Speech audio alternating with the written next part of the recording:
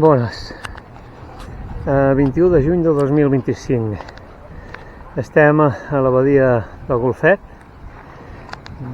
espai inclòs al Peny Cat Roig Castell, un espai Natura 2000.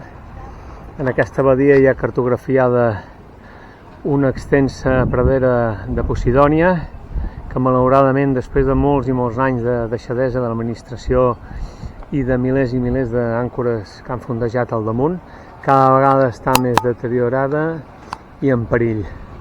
A dia d'avui, després de denunciar aquest fet temporada rere temporada, la situació un estiu més segueix igual.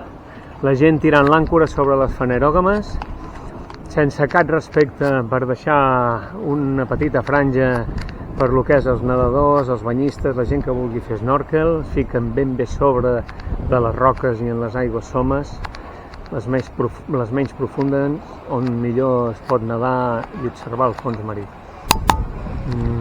És una vergonya.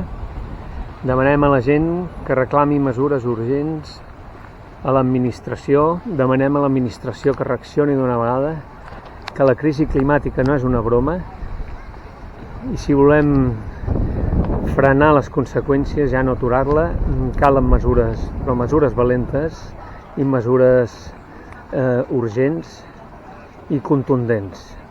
Impossible fer content en tothom, i menys en aquells que van votar en contra de la reserva marina i que no estan gens interessats en que això es converteixi en un espai protegit i regulat, on la natura torni a recuperar-se, on les futures generacions puguin venir aquí a observar-la i respectar-la.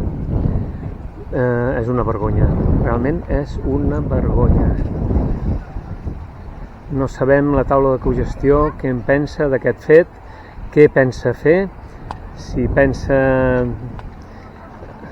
demanar als ajuntaments que demanin en els ports i arreu que estigui prohibit fondejar dins la badia del Golfet perquè hi ha fanerògames, una espècie i un hàbitat protegit. O això, instal·lació urgent d'una balisa i no es puguin entrar a fondejar. Perquè els camps de boies de fondeig ni són àrees verdes marines ni són la solució. Salut.